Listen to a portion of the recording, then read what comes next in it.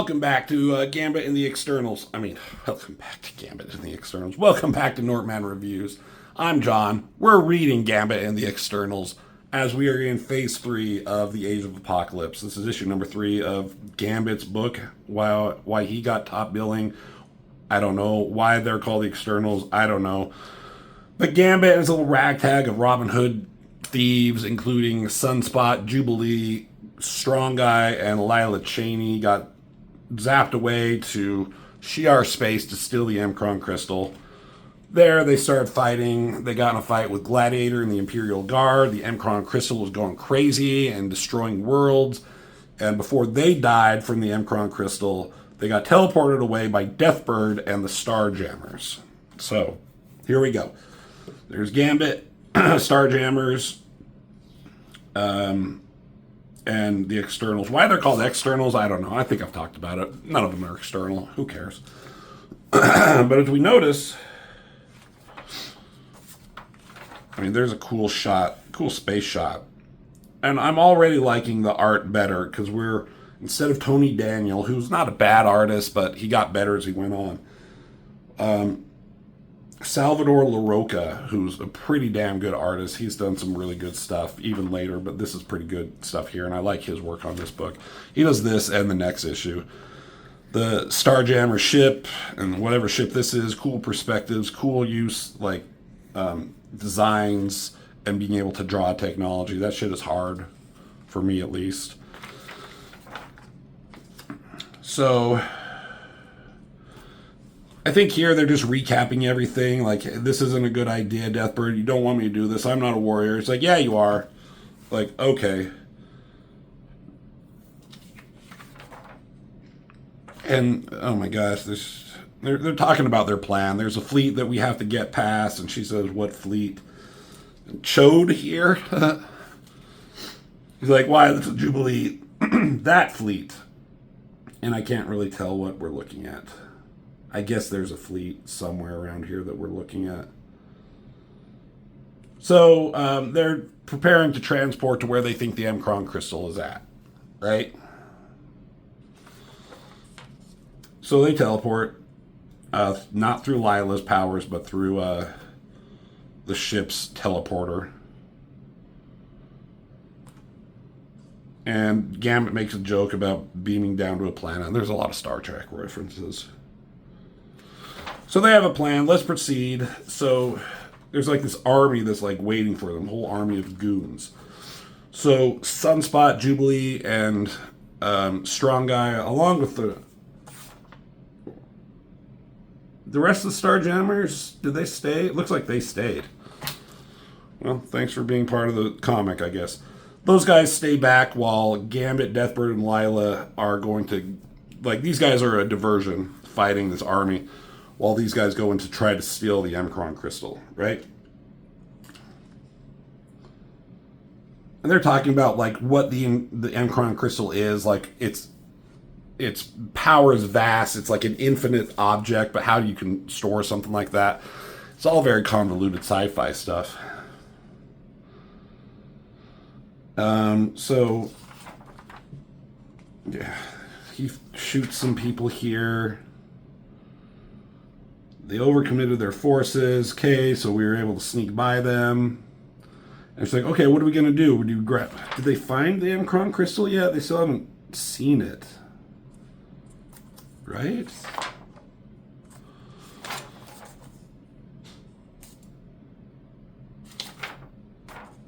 Sorry. I guess it's there, but it's this huge fucking ass crystal. And she doesn't know, how are we going to move this thing? But she gets, grabbed by somebody and gets pulled into the fucking crystal. And Gambit's like, you have to let me go. And Deathbird's like, no, you fool. You don't know what lurks within the heart of the Emkron. But he doesn't care. He just needs to get his woman. He's like, I need to tap that ass one more time. And if I'm going to die, let's go out in style. So he jumps into the crystal. And it looks like Deathbird follows him in, even though she's like, no, don't do it. She's suddenly there. And then there's this guy who looks like fucking Pit the Troll, but isn't. His name is Joff. It says, I'll be your host while the universe is destroyed. So outside, these guys are just fighting this army. There's the crystal. I guess they teleported right next to it. But the Mcron crystal, like, it blinks and it's like starts eradicating like space and matter around it. So it kind of did that again, and they survived this incident with it. But Sunspot, he's like, but his hand turned white, and he has this ability Sunspot does to like absorb and channel energy, I guess, especially like radiation. And so you can see, like, he usually talks with this like white font on black word bubbles, but now it's the regular black font on white word bubbles. So it kind of affected him somehow. And he's like, I usually turn pitch black when I'm absorbing solar energies. And like, yeah, you can see he's not like, he gets some kind of like color back to him, I guess. But then he's like, something's coming, he feels it, and there's fucking Gladiator, and he's holding on to Richter, who's like following them around the universe, trying to like arrest Gambit and those guys. So Gladiator comes in, so now they got to deal with his ass, which isn't, a great thing to have to do. So Gambit and Deathbird, they're talking to this guy Joff. They're inside the Mcron crystal suddenly. Like, it's a weird thing where like it's like infinite expanding inside or something. Like, it just goes on forever. And they're walking with him, and they're like, where is she? And they're, she's right up there. And there's the Emperor, Deken, transfixed somehow by the beam of red light. Deathbird wants to kill him, but then she gets zapped by it too. So this thing kind of just like zaps them in the face and puts them in this like weird state. And Gambit's like, what the fuck is going on? And this guy's like, finally someone asked a question. So this is where this starts explaining what's happening a little bit. And it answered one of my questions from way back when. So it starts giving an explanation of what the Mcron crystal is. And he says, anyone who's ever come here always wants something in return. Only people ever thought different were the X-Men. And Gambit's like, what, the X-Men were here? He's like, yeah, knocked the hairy clawed guy Wolverine into orbit. Well, not the Wolverine anyways. It gets confusing, he says. He says, I'm going to kind of read this so we don't get confused. Inside the Mcron crystal, the neutron sun is a nexus point between all matter and antimatter. That means all matter and all antimatter crossing over to every single different reality in existence. Think of the Mcron like a doorway. It's necessary to always keep that door closed, not just in one reality, but in all of them. If that door were to have been left open, let's say in the world you know as real, then the draft would eventually reach other realities and worlds affecting the people which live in them. So the Mcron crystal isn't like exclusive to each different reality. It expands all realities in a different way. Right? So, he's like, wouldn't someone have noticed that? He's like, yeah, one person did. Bishop did. A chronal anomaly. He was present at the exact moment when all the different realities split asunder. Charles Xavier's death meant Jean Grey was never trained in the use of her powers. She never became Phoenix and therefore never repaired the Mcron crystal in the actual reality. So, several issues. Before I did the Age of Apocalypse, I did the Legion quest. Well, I did 2 issues of it. And in that, Deathbird, Lilandra showed up to talk to Xavier and say, like, all of reality is coming to an end because of the Mcron crystal. And that's what the Watchers say. Do you remember that? It was drawn by Andy Kubert. It looked really cool. And I'm like, well, how? Why is this happening? What is going on? And they didn't give an explanation. They kind of just brushed over it. They're like, yeah, we don't know. Even our scientists don't know. They're just like, everything sucks. And like, that's when everything like froze at the end. All the issues at the time, like they kind of got frozen over, and it was the Mcron crystal coming in. So what had happened, because there was this like Age of Apocalypse world, because of the time travel shit, in this Age of Apocalypse world, Jean Grey never became Phoenix, right? So she never repaired the Mcron crystal and closed everything up. So because of that, didn't happen here, the Mcron crystal is going fucking nuts in the Age of Apocalypse, which then filters out to all other realities, including the Prime Universe. That's what was happening in those issues, where I was like, what the fuck is going on? So, Gambit's like, Bishop was telling the truth. Our reality isn't supposed to exist. He's like, afraid not.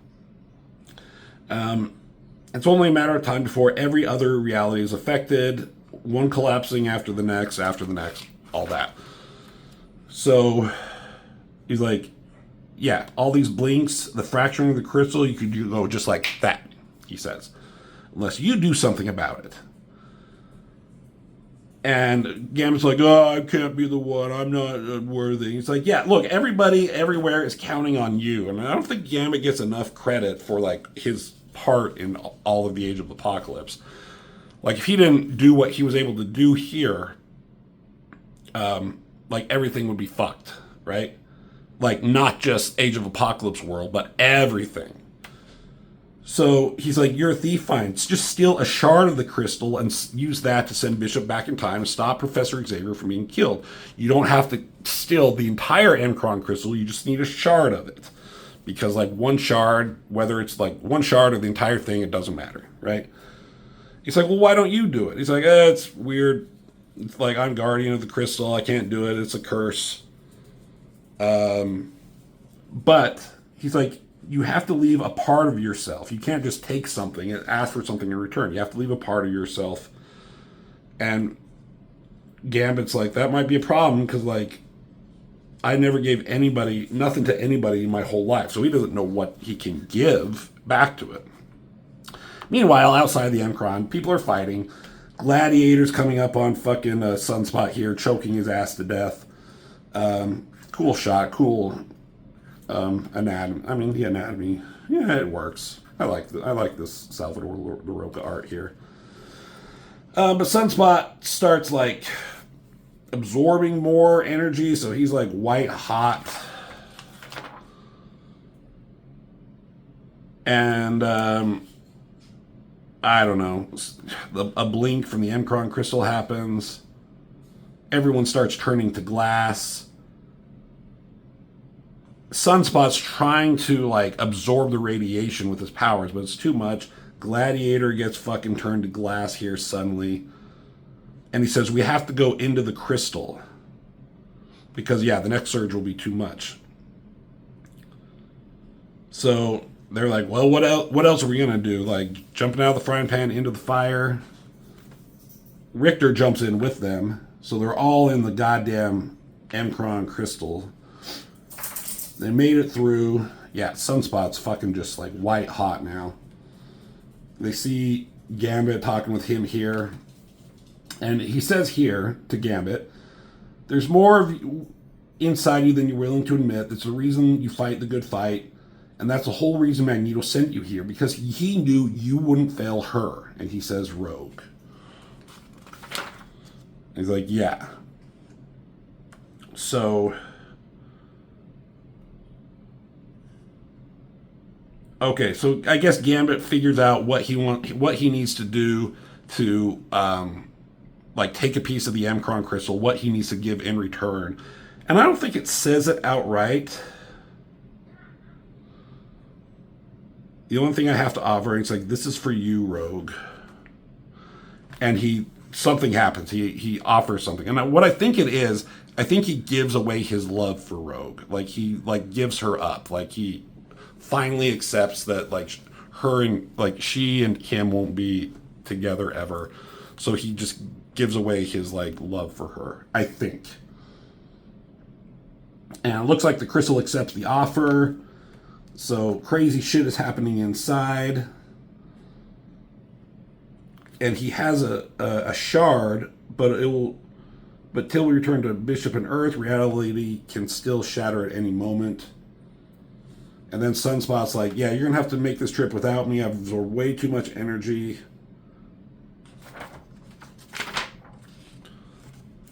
And they're looking at Sunspot. Looks like he's about to fucking explode. Energy is consuming him. He's burning up. And he says, like, just close your eyes and make the jump, Lila. Let's use your powers one more time and get us out of here. We owe it to Sunspot to try. She's like, I don't know if I can, but I'll do it for Bobby, for Magneto, for the sake of the Earth. I will not fail. So Sunspot dies right here, I guess, off panel. And right before everything goes to shit, she teleports them all away.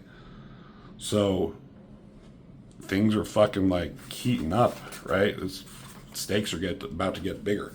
So where does that lead? Like, now what do we do? Like, you think, like, they only spent 2 issues out in space to steal the Encron crystal. What are they going to do in the final issue? That's kind of a crazy issue, the next one.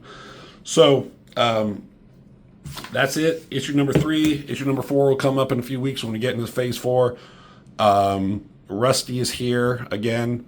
He wants to say hello and goodbye and farewell. And he says to leave a like. If you like cats, hit the like button. Pardon me. Share this video. Leave a comment. Do all those things. It helps, right? Right, Rusty? And as always, Rusty and I will both see you in the next video.